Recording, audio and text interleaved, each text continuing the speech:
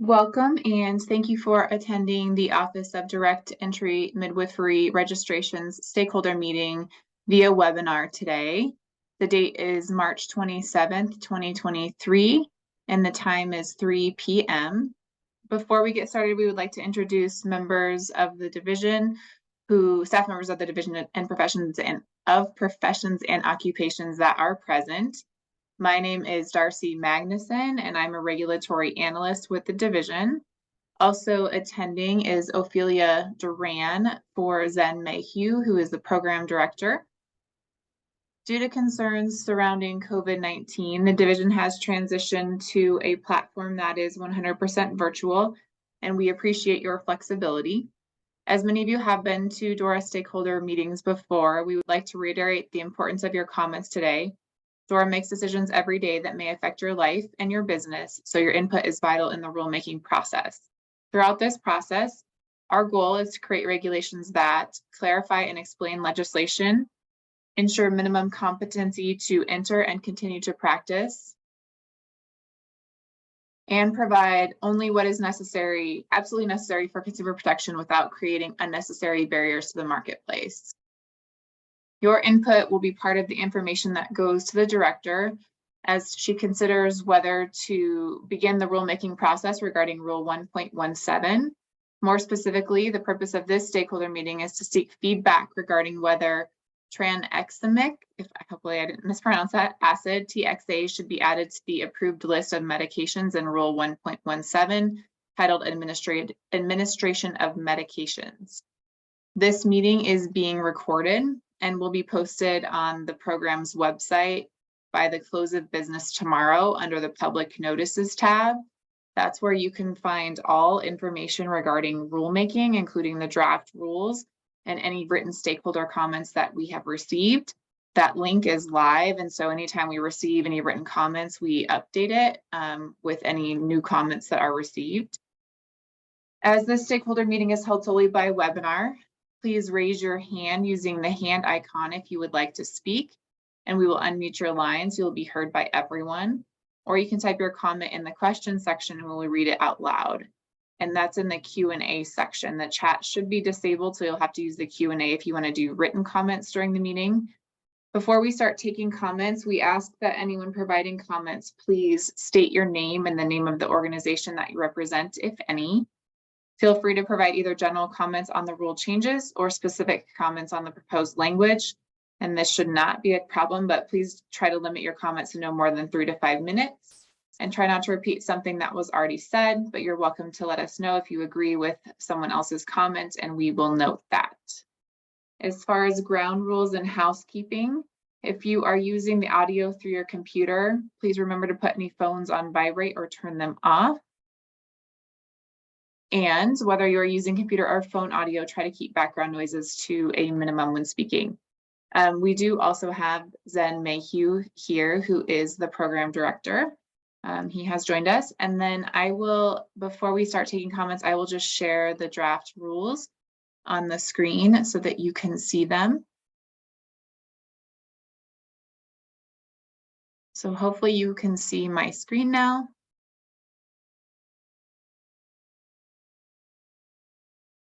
And what we're seeking feedback, so this is the full rule administration of medications.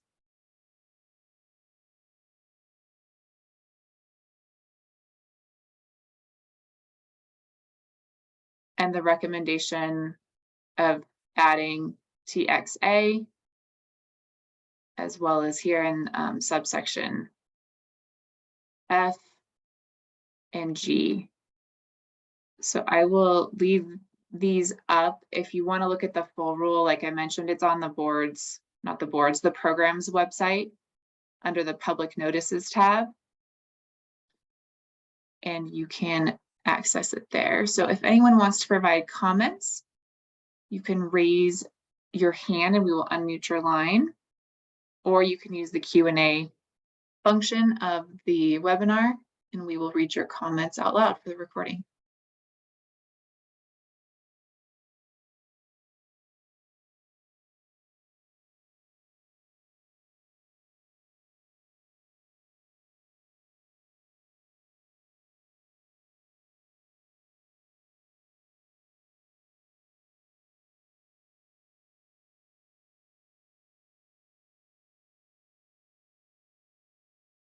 So we'll wait here just to make sure. Okay, I do see a raised hand. Jennifer Barr, I have unmuted you. We should be able to hear you when you unmute. Hello, can you hear me? Yes. Great. My name is Jennifer Barr. I'm a certified professional midwife and registered midwife here in Colorado, and I am the president of the Colorado Midwives Association. I support the addition of TXA as a life-saving anti-hemorrhagic medication in the list of medications that direct entry midwives can use. This will be especially helpful for the rural midwives in our state who may be supporting families who live 1, 2, or even 3 hours from the nearest hospital. I do have concern about the order the medications are listed in under subsection F and G. I recommend that TXA be named as the last anti-hemorrhagic medication listed. To quote the 2017 Lancet article titled Effect of Early Tranexamic Acid Administration on Mortality, Hysterectomy, and Other Morbidities in Women with Postpartum Hemorrhage, an international randomized double-blind placebo-controlled trial, also called the Woman Trial. Quote, on the basis of results of clinical trials in surgery and trauma, tranexamic acid is recommended for the treatment of primary postpartum hemorrhage if uterotonics fail to control the bleeding or if the bleeding is thought to be due to trauma, end quote. TXA should only be used after 500 cc's of blood loss and, in my opinion, after the medications that we have been using for many years have been utilized. And then there's also a little editing under subsection F and G, adding, quote, or is before unresponsive to treatment. I think that would make that sentence work a little bit better. Okay, thank you so much.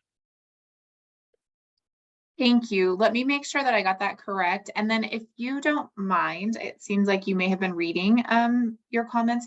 Can you email those in as well? So Sure. that we can have them in writing? And No so problem. you're saying that TXA should only be used after, so I heard the 500 cc's of blood loss and the other medications? Yes, I will email it to you. Okay. Yep.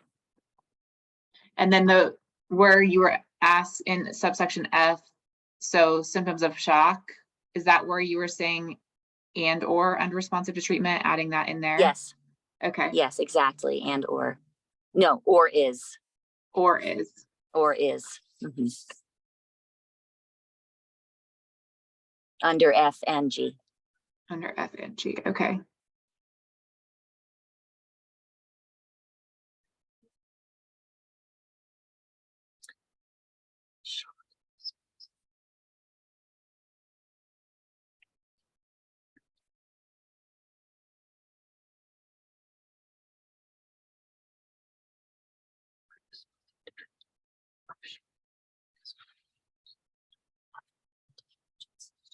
Or the TXA. Okay. Anything else? All right. Let me just get this added in here. Oops.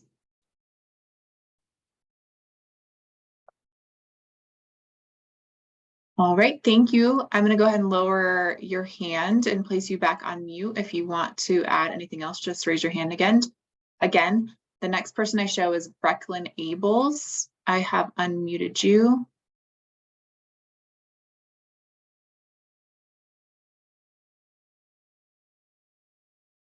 Brecklin Abels, once you unmute, we should be able to hear you.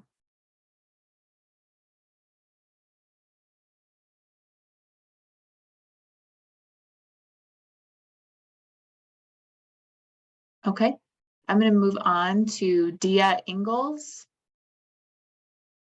Dia Ingalls, I've unmuted you. Can you hear me? Yes, we can. Hi, my name is Dia Ingalls. I am a certified professional midwife in the Denver area. I agree for the most part with the changes recommended by Jennifer Barr, with one exception. According to the World Health Organization's definition of postpartum hemorrhage, it's defined to be estimated blood loss of more than 500 cc's after a vaginal birth or sufficient to compromise hemodynamic stability. So Hemodynamic stability, in other words, could be compromised with less than a 500 cc blood loss. And for that reason, I don't think it's necessary or required to put a limit on use of tranexamic acid until blood loss has been 500 cc's or more. Happy to repeat that if you Yes, need. that'd be great. If you could read that. So yeah, I don't agree that having a requirement of blood loss of 500 cc's is a necessary addition to the rule.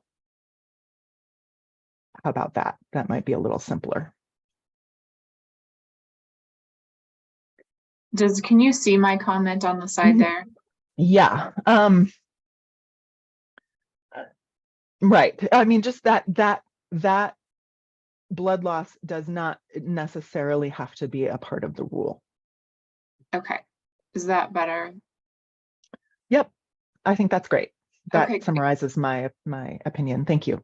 thank you.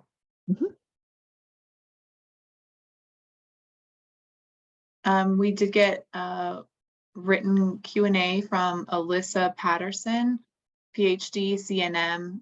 Question: if this is the last medication to be given after 500 cc's of blood loss, should transport from home to hospital be strongly suggested? So I'm going to go ahead and copy your question into the chain where we're talking about this.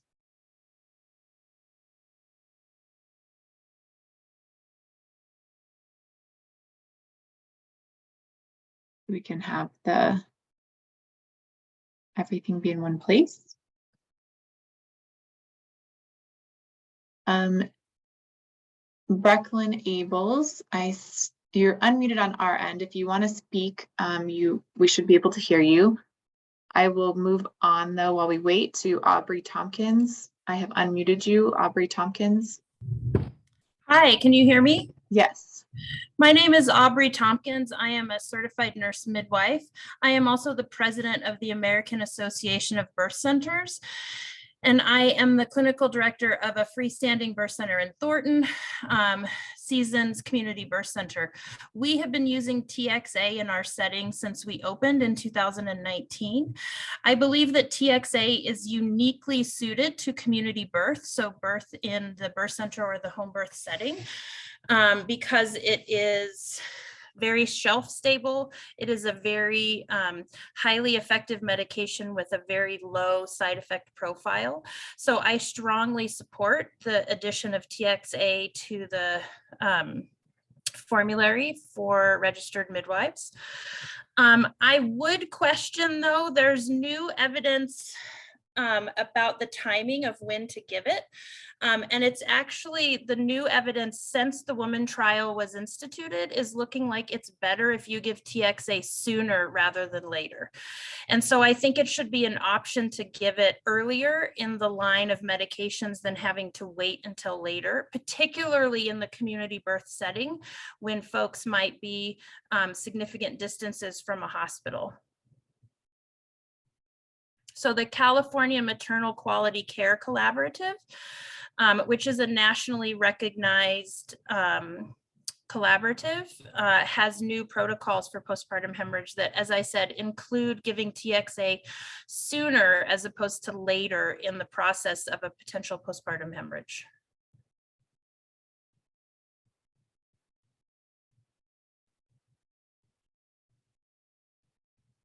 Okay, do you mind taking a look at my comments there on the side to see if I captured what you said? Mm-hmm. Yeah, I mean, one of the things I question, that looks good. Thank you, Darcy. One of the things I question in these types of rulemaking is how strict we have to be about what is given when and in what order. Because it can be very clinically dependent on the situation that's happening, especially in the community birth setting. Is this someone who is within 5 minutes of a hospital, or is this someone who's 3 hours away from the hospital? And so there should be some clinical decision making in the hands of the midwife at that time. So if do we have to say that it has to be given last? If we have to put an order to it, I would move to make it sooner rather than later in the algorithm. Does that make sense? Yes. Again, the woman trial is a fantastic, and I know that Jen Barr said she would forward that along. But as we do in clinical practice, since it's been out and been used, the new data is saying that it's probably more effective to use it sooner rather than later. Okay. Take a look at the added questions that I included in your comment. See if that's okay. Yeah, on the front, on the first paragraph of the comment where it says, especially in the birth center setting, that should say, especially in the community birth setting.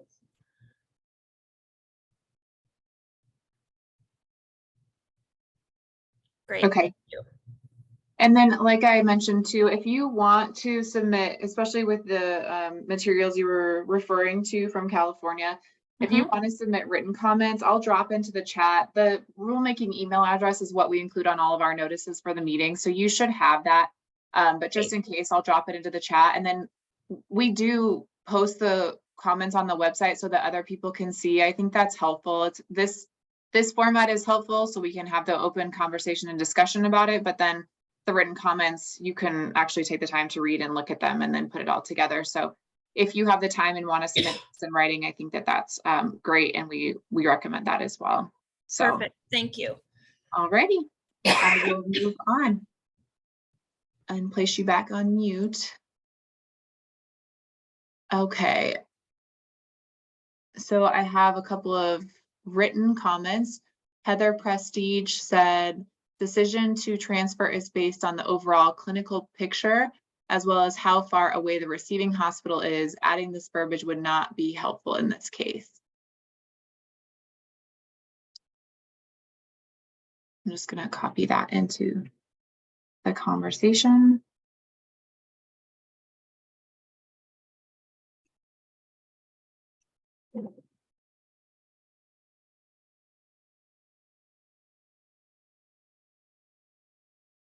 And I think I mispronounced your last name, Prestige, I think, or Ridge. So I apologize. And then we also have from Brecklin Abels, audio isn't working. And her statement is in reflection to Jen Barr's comment. She disagrees that TXA should be listed as a last medication due to its activation time. It needs to be given early on as opposed to the final medication administration. Okay.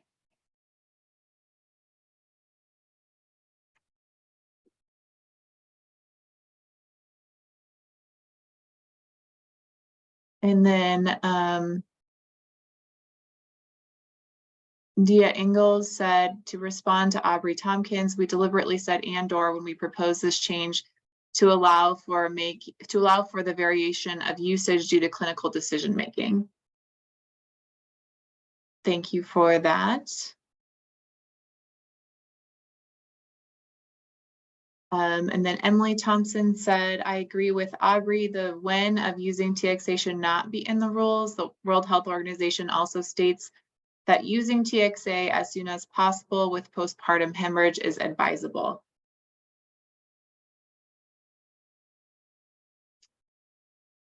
Okay, Jolene Hammond, I have unmuted you. I apologize if I mispronounced your name.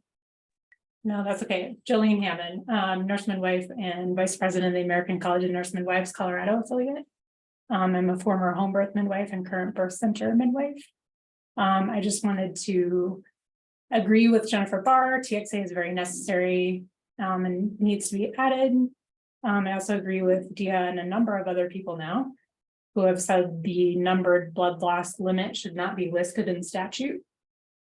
And to Elisa's question, I now can say I agree with everyone who said that that doesn't need to be in statute. I have this typed out now too. While I was waiting, I can put it in the chat. And I would say I also agree with Aubrey that guidelines are changing to give this earlier rather than later. So the order of the medications as they are listed should not indicate that that is the order they should be used, if that could be made clear in the statute, that the order in which they are listed is not to indicate that they should be used in any certain order.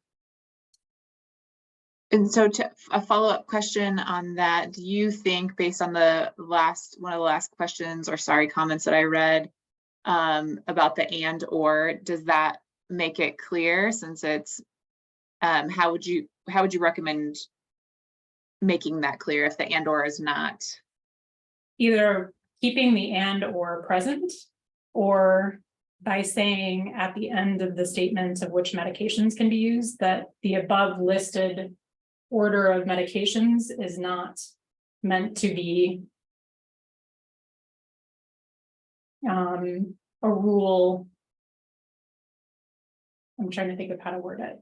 And I don't mean to put you on the spot too. So if you think of something else that would be more clarifying, then certainly provide that to us. I just thought if you had a suggestion, and this is a question for anyone that's on the call too.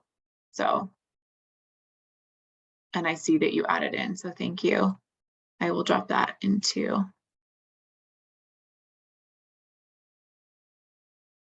Let me read it.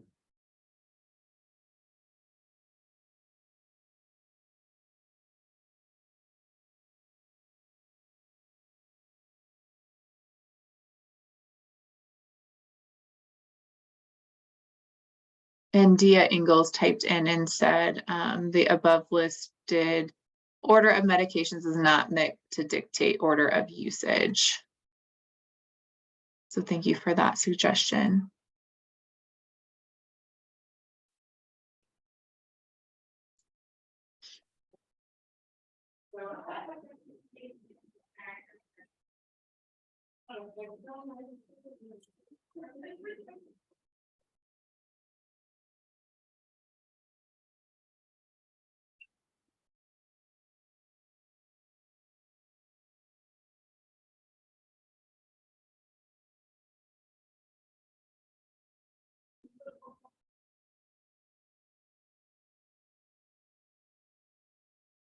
Okay, I'm going to go ahead and move on. So the next person that I show is Althea Hrdlicka. I'm sorry if I mispronounce your name as well. You are unmuted on our end. So we should be able to hear you. Thank you. That's okay. It's Althea Hrdlicka. Thank you. It's fine. I'm CPM and owner of Tender Gifts Midwifery and Birth Center. So we do home births and birth center births. I would like to just add to just what Jolene and Aubrey and a number of them said, that I think it should be added with no particular order. And maybe we just, I don't know if this is a good way to put it too, is just that on number 3, anti-hemorrhagic drugs for control of postpartum bleeding limited to the following with no particular order, and given the decision made with clinical judgment. And I think that mainly right now, it is somewhat clear for what we have right now, but that would potentially clarify that. The only thing that I had a question about was how many things can we do, as far as, if I could have clarification here. It says and or, does this mean right now it's 2? We can choose 2 medications, and then if we have to do a third, we have to transfer. Is this saying that this is adding that we can use a third? That's my question. Let me capture your question. Can you tell me the language that you suggested at the end of subsection 3, limited to the following, in that it was in no particular, I don't remember the. Yes, with no particular order.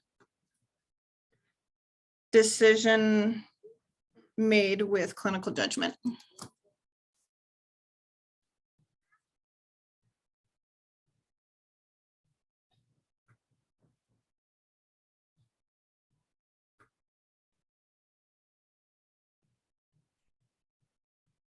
Okay. And then the question for these, for subsections F and G, Mhm. is can you give all three? Is that Right. okay? So is the saying, it says and is that meaning that it can total 3 before we have to transfer, or is it still 2?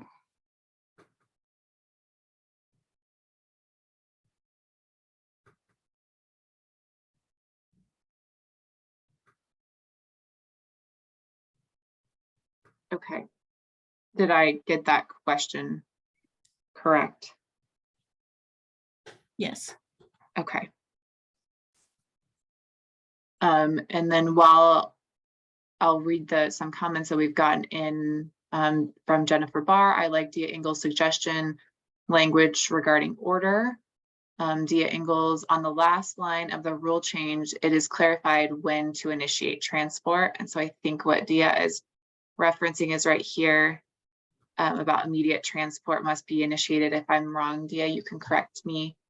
And then Heather Prestridge, the problem with creating protocols and rulemaking is that the rules cannot keep up with the latest research and best medical practice. Leaving room for providers to use their best judgment on a case-by-case basis allows us to provide the best evidence-based care and the medication without creating protocols. And then Emily Thompson, CPM RM, home birth midwife in Colorado Springs. It would be best to simply list the medications we are authorized to carry to control postpartum hemorrhage, then have one rule that simply says if utilization of postpartum medications are not effective in controlling the postpartum hemorrhage, transport to the hospital should be initiated. Okay.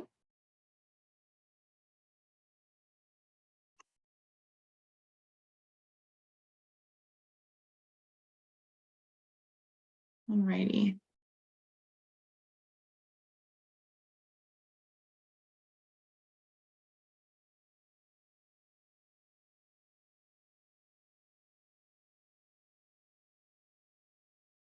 Any other comments?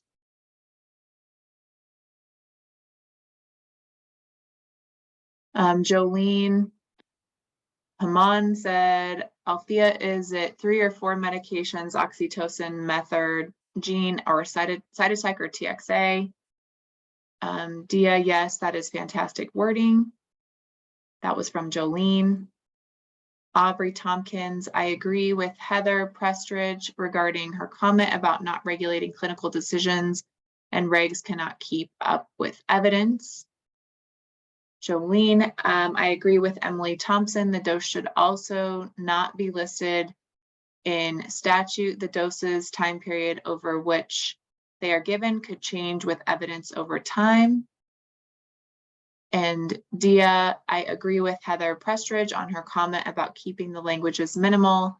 As Emily recommended, the last line says this: immediate transport must be initiated if bleeding is not controlled or if the mother displays signs and symptoms of shock unresponsive to treatment. And then Jennifer Barr said symptoms of shock that is unresponsive to treatment. Heather said, agree with Emily's wording here. And then I see Aubrey Tompkins, your hand is raised again, so I've unmuted you. Can you hear me? Yes. I just want to be really clear about the point of not regulating specifics in the regulations because regulations cannot keep up with evidence as it changes. The point about the dosing is really important because the newest data that's coming out is suggesting that it might be good to give 2 grams of TXA. So again, regulating into these regs, real specific things like that can be problematic as evidence is continually evolving and being updated. So that's one thing. And again, I just want to talk about the effectiveness of TXA and how we have really appreciated it in the birth center setting here in Thornton. And we actually worked in partnership with our EMS crews here in Thornton. And they have now, since being introduced to it in the obstetric setting through our birth center, their medical director has now added it to their formulary for the emergency medical services for the paramedics to be able to administer. It is such an effective shelf-stable medication with such a low side effect profile that it really, to me, is something that absolutely needs to be on the formulary for the registered midwives. Okay, and so as far as you're not wanting to put any dosing, I think it could say something like TXA at currently available, like currently recommended doses, or some language that's like that, so that it isn't as strictly regulated, because these regs don't change every time new data comes out.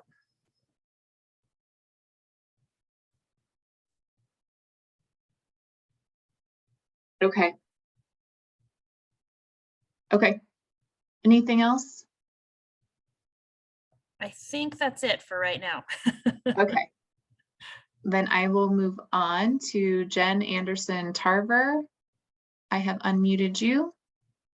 We should be able to hear you. Hi, I am a home birth midwife in Denver. Sorry, I have a little bit of lost my voice a little bit.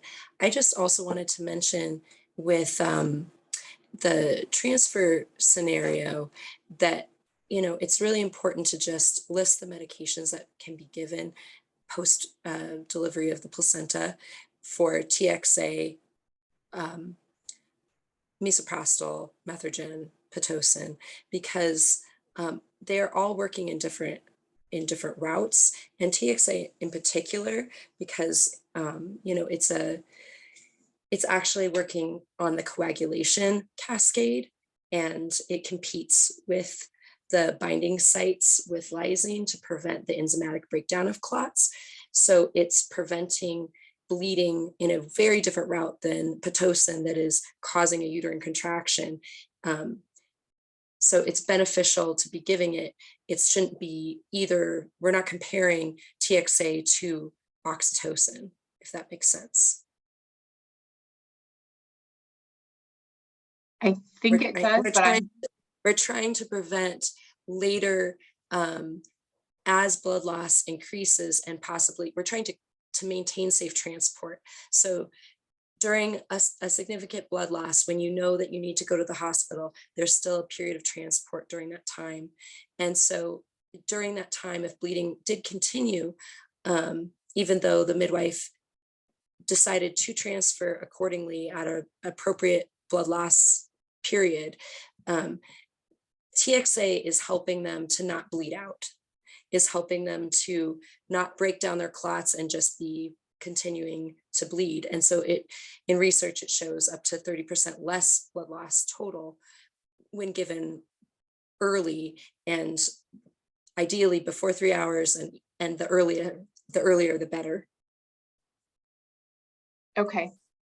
So I just want to make sure that we know TXA is a medication that is appropriate before the placenta, is appropriate after the placenta, and is not, that it's not written into rules in such a way that we're comparing it to misoprostol, methergin, and Pitocin.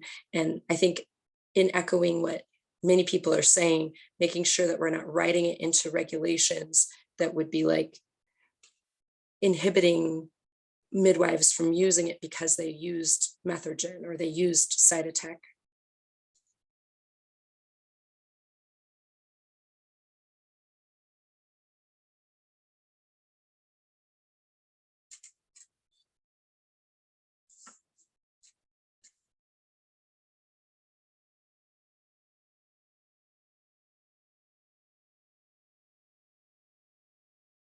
And also to Aubrey's point, they are also investigating ways to use it orally rather than through IV. So it might be shortly that we have that option as well. So I agree with Aubrey and many others that have mentioned, let's just put it in a more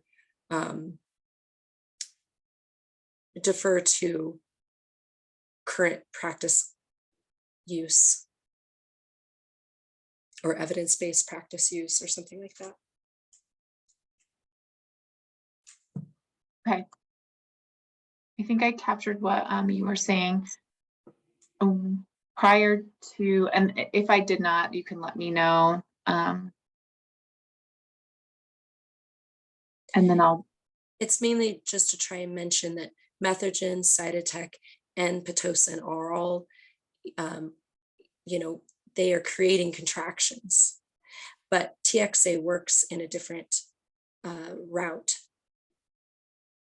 And it's working by preventing the breakdown of lysine, breakdown of clots, so breakdown of preventing that from happening.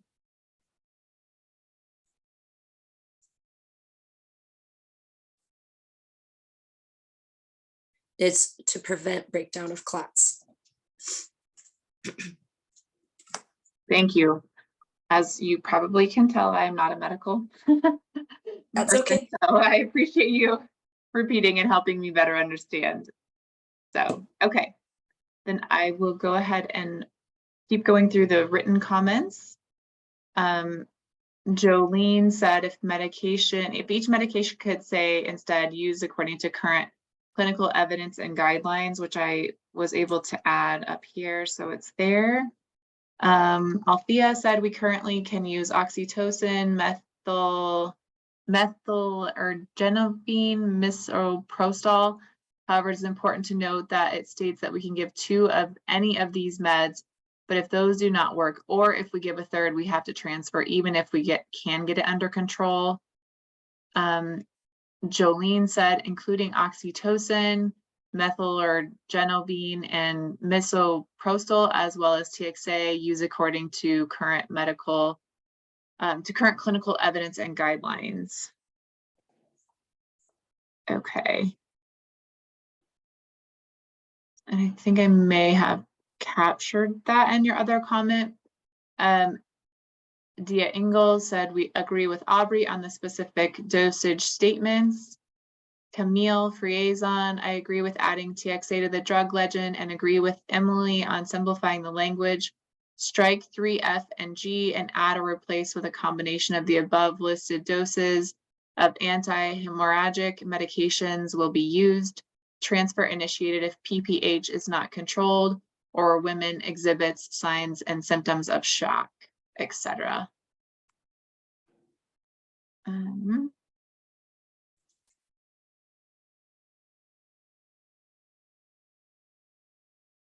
Trying to keep these somewhat.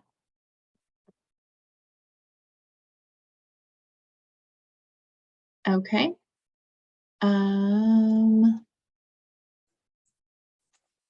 Joy Fraser, CPM RM in Durango, agree with Aubrey on her point about not putting specific doses or order in the regulations. Thanks, Aubrey, for your clarification on this. Our EMS providers here also just added TXA for use in obstetrics, which came out of collaborating with them. Jolene, really, if each of these medications are listed in A, B, C, and D with that statement, then E, F, and G are really not needed. Current clinical evidence and guidelines would dictate when and how these are appropriately used. Jolene, we have used TXA orally at our birth center in Colorado Springs since 2019 as a preventative. Althea, I would agree with Jolene on adding the ability to use current clinical guidelines for all of the medications. And going back, Jen Anderson Tarver, you have your hand raised. I don't know if you wanted to speak again or we just didn't lower your hand, but you are unmuted. I just didn't lower my hand, sorry. Okay, thank you. And then Aubrey Tompkins, I have unmuted you. I just want to reiterate again about and I know everybody is agreeing, and I think that's great, about being as less specific in regulations and to based on most current evidence-based guidelines. And then the other thing I just wanted to say, again, we've been using this in my setting since 2019. And one of the things that I think is really great about TXA is it can actually prevent transfer. So I just want to be clear that it doesn't have to be given in the event of a transfer, but it can actually be used to help prevent the need for a transfer, right? We know from the woman trial, and we know from the California Maternal Quality Care Collaborative that it can decrease overall blood loss by 30%. So particularly when administered early in the algorithm of medication treatment, it can really help prevent a hemorrhage from becoming a hemorrhage in the first place or from becoming significant, and therefore can decrease the need for a transfer, which is one of the amazing things about TXA in particular.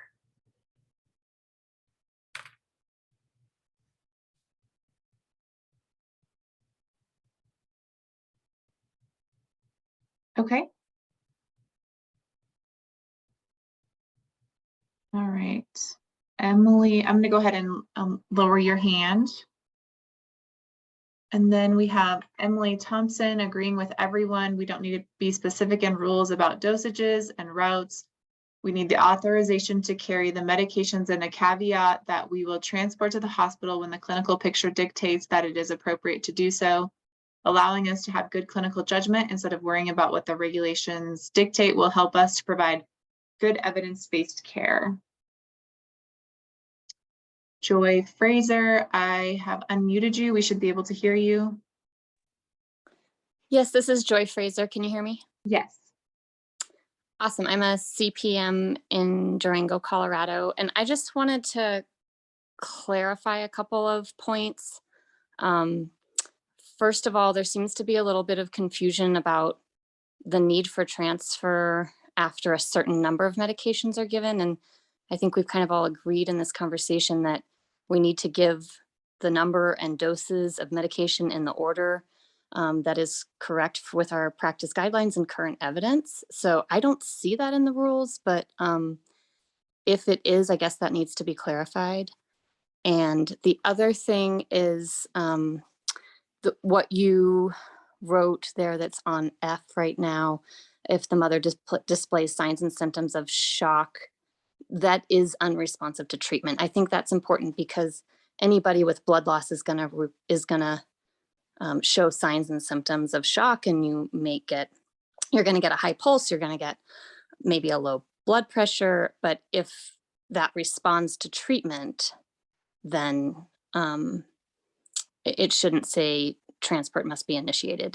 If you've treated the shock, if you've given the medications, the bleeding has stopped, you've given an IV and it's resolved, then our rules shouldn't state you have to transport for, if you're quickly responding to hemorrhage and the mother has stabilized, our rules shouldn't state that you have to transfer after that. I don't know if that's clear, if I'm making sense, but Sure, I think it's just important to say signs and symptoms of shock that are unresponsive to treatment.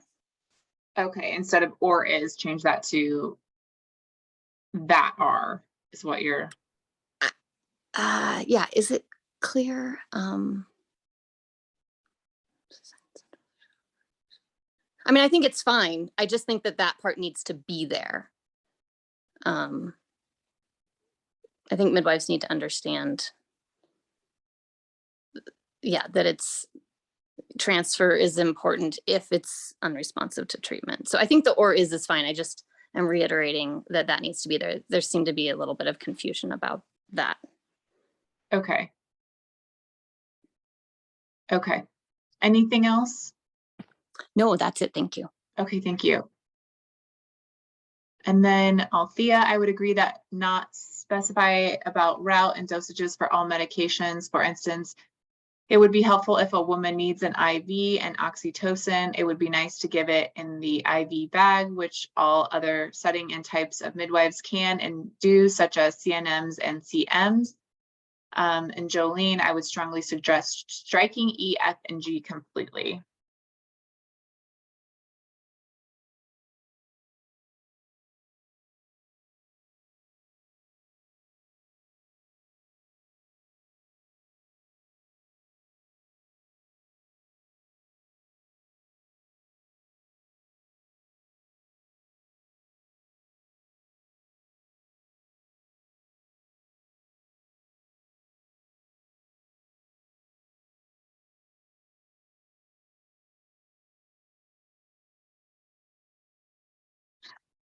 maybe it's not going to let me. I'll just do that.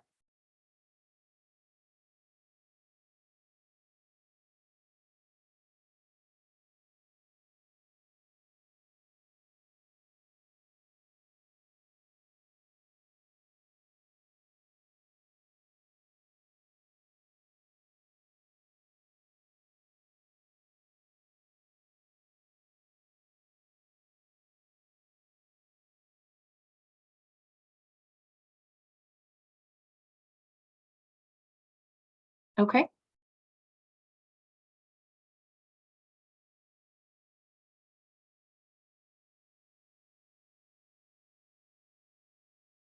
So Althea and Aubrey agree with striking E, F, and G. So that's why I added that to the comment there.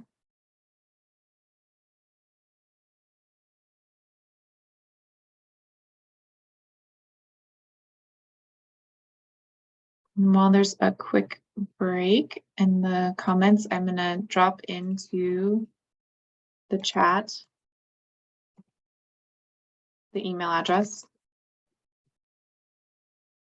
in case any of you want to follow up with written comments. That's where you will send them. And then, like I mentioned, we'll post those on the website, everything under the public notices tab. So it's one place where you can look and get updates, as well as we will email out any updates regarding future stakeholder meetings or rulemaking hearings. So those are the ways we stay in touch. And then it's also posted on the calendar, the public calendar for your program. So you can check any of those spots on the website to get the most updated information.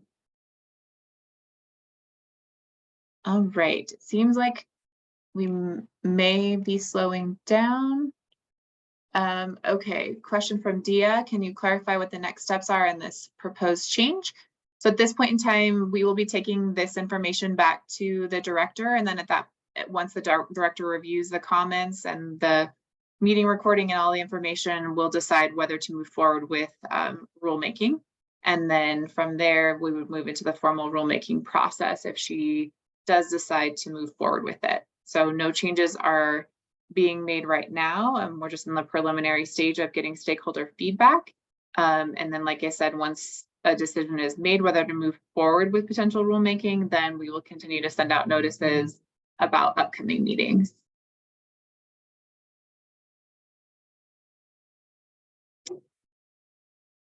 All right.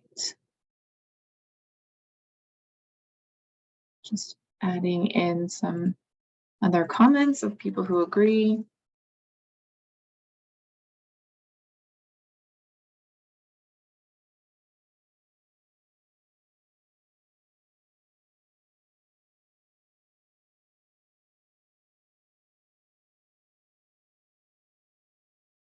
Okay.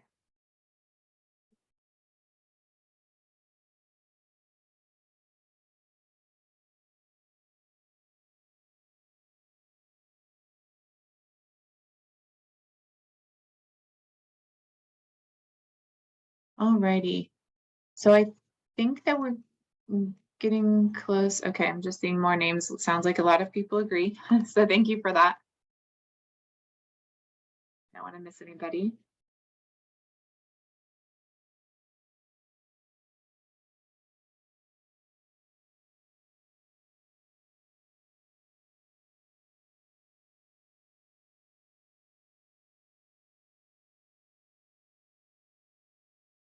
Okay. I'm going to go ahead and I will try to capture as we get comments in, but I think we can wrap up. We did talk a little bit about next steps, but we want to thank you for participating in today's meeting. All comments and program recommendations will be given to the director for review and consideration, and at that point in time, she will determine whether to move forward with potential rulemaking. And that, I got one last comment from Camille Friazon. One or more doses of the following may be used to manage or treat PPH. Okay. And that does conclude our stakeholder meeting for today, and we thank you for being here. You're welcome to submit written comments. Sorry, I'm just getting more written comments in, so I don't want to cut anyone off. Althea, another reason for allowing for more clinical judgment from the midwives is that when we can get a situation resolved, if we have given extra dosages, but we still have to transfer, the medical community looks at us like we are incompetent. This does not help with building good transfer relationships and all on the same page for standard of care. All righty. So that does conclude the stakeholder meeting, and you're welcome to follow up with any written comments, and we thank you for being here today.